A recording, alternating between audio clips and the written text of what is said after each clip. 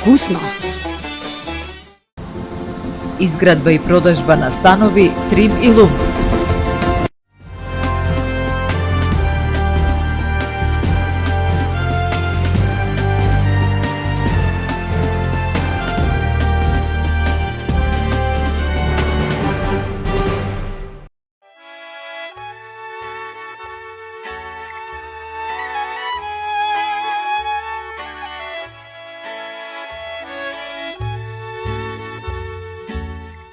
Песна Адети, семејна топлина и вековна традиција. Така започнува приказната за една охридска свадба. Обичај што со децении се пренесувало од генерација на генерација, а денес полека исчезнува под налетот на современото време. Но младите од Охрид решија да не дозволат овие вредности да останат само спомен.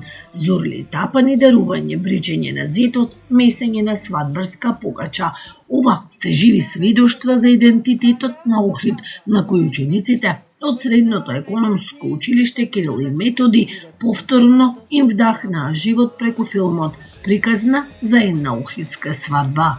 Искуството беше извонредно, бидејќи вакви филмчиња мислам дека помалку се снимат во Македонија и ние како помлада генерација сите обично ги знаеме македонските обичаи за свадба и на сите мислам дека ни беше многу интересно и забавно да видиме што се случува на една традиционална охридска свадба.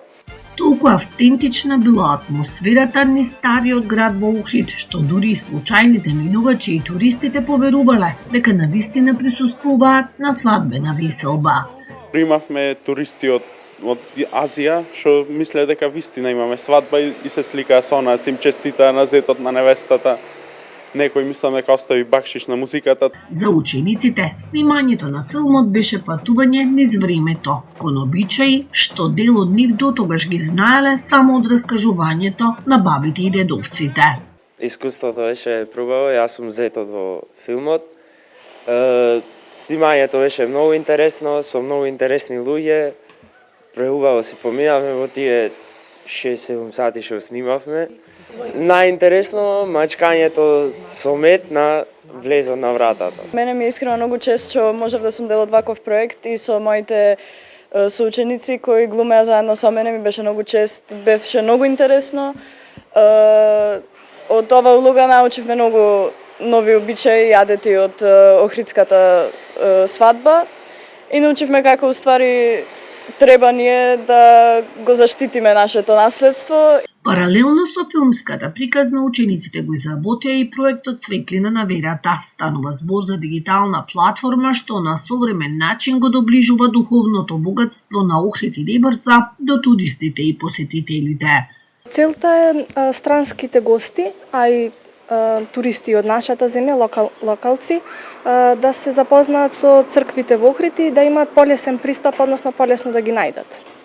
Менторите велат идејата за двата проекти била иста. Традицијата да не остане заборавена во минатото, туку да добие нов современ јазик, разбирлив за младите. Идејата за двата проекти произлезе од желбата да се зачува охридската традиција, локалната традиција, богатото културно наследство кое што го имаме во Охрид и сето тоа да биде преку нов модерен пристап, преку вклучување на учениците и новата модерна технологија. Сметам дека овие два проекти ќе остават голем трак за заедницата, исто и за нашето училиште. Можеби ќе влијаат и како поттик и идеја за наредни генерации, исто така да го зачувуваат и да го промовираат и да се информираат за нашето богато културно наследство. Премногу сме задоволни од промоцијата на проектот и филмот. Имаше навистина голем интерес и позитивни реакции од публиката. Како ментор, особено сум горда на љубовта, емоциите, креативноста и посветеноста што овие ученици ги вложија во овие два прекрасни проекти. Тие не создадоа само спомен, филм, создадоа навистина прекрасен спомен, зачуваа дел од нашата култура и ја раскажаа приказната за градот кој што живее преку своите обичаи и традиции. И можеби токму во тоа е најголемата вредност на овие проекти. Традицијата не живее во архивите, не живее во старите фотографии. Таа живее во луѓето што ја паметат и во младите што решаваат повторно да ја раскажат и оживеат.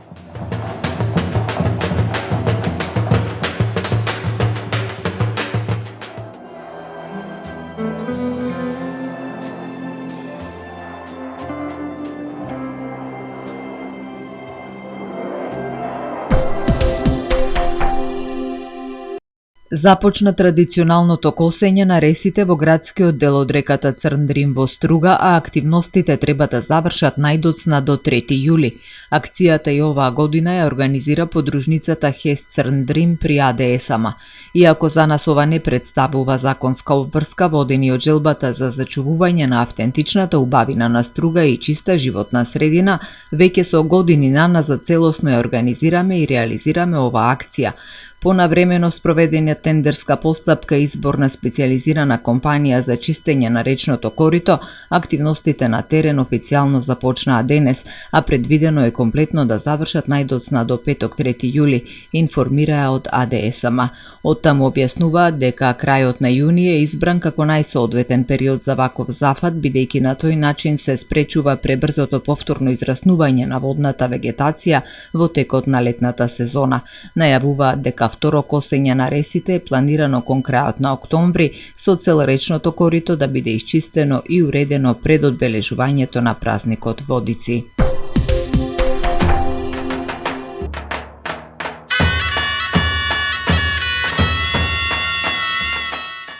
За прв пат во Вевчани ќе се одржи фестивал на зурли и тапани, манифестација посветена на зачувувањето на македонскиот традиционален мелос и автентичниот звук на овие препознатливи народни инструменти. На едно место ќе се соберат зурладжи и тапанари од повеќе градови во земјава, а целта е да се негува и да се пренесе музичката традиција на идните генерации. Нема вакво нешто, нема ваков настан во државава, според нашите информации нема ни пошироко, така да ќе биде нешто исклучително интересно, затоа што на едно место ќе бидат собрани поголем број на наши колеги, имаме екипи од Скопје, имаме екипи од Дебар, познатите Мајовци, Джеро Дестановски со неговата екипа и други колеги, да не ги набројувам. Мислам дека ќе биде незаборавно искуство за сите присутни. Инаку ќе се организира во среда на 1.7. Планираме да биде традиционално секоја година да се организира на тој датум. Фестивалот ќе се одржи на 1 јуни во амфитеатарот во Вевчани, а организаторите најавуваат богата програма со учесници од повеќе градови: Скопје, Дребар и други градови од регионот. Влезот ќе биде слободен за сите посетители. Покрај музиката, особено внимание ќе биде посветено на традиционалната носија, која е нераскинлив дел од настапите. Според организаторите, интересот кај младите за овој вид музика е охрабрувачки, особено во Вевчани, каде зурлата и тапанот се дел од локалниот идентитет.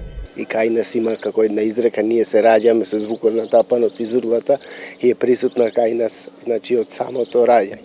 Така да, мислам дека и најдобро место одбравме каде да го почнеме овој фестивал, мислам дека не сгрешивме во таа насока. Иако и во други делови во Македонија се застапени, основните мислам дека во овој регион најмногу, нашиот регион Дебар, Охридскиот, така да и настапите претежно ни се овде во овој регион кога настапуваме со зурли и со тапани. Сите краишта си имаат автентични мелоси нормално, ние нашиот мелос си го имаме зачувано, нашата носија, вевчанската носија, не ја употребуваме за нашите настапи, не дека немаме и други носи, но гледаме да е застапена се 99% вевчанската носија. Организаторите се надеваат дека фестивалот ќе прерасне во долгогодишна традиција и ќе стане препознатлив културен белег на Вевчани и поширокиот регион. Специјалистичка биохемиска лабораторија и ординација Сонце ви донесува метео. Во Охрид денеска имавме сончево и топло време со мала до умерена локална облачност и услови за дестабилизација во попладневните часови. Максималната дневна температура достигна до 30 степени. Утре во Охрид сончево и топло со умерена облачност, ќе дува слаб до умерен северен ветар. Попладне ќе има појава на нестабилност со дожд, грмежи и засилен ветер. Утринската температура од 15 степени, а максималната дневна до 30 степени. Температурите во Македонија утре во интервал од 12 до максимални 38 степени. Под влијание на серија влажни воздушни бранови до петок времето ќе биде променливо облачно и нестабилно, наместа со повремени врнежи од дожд, грмежи, особено во попладневните часови во текот на ноќта. Локално процесите ќе бидат поинтензивни во форма на невреме со пообилен пороен дожд над 15 литри на метар квадратен, електрични празнења, силен ветар со брзина од над 6 км на час час и појава на град. Температурите ќе бидат во опаѓање. Во деновите од викендот ќе се задржи посвежо време и ќе дува умерен до засилен северен ветер.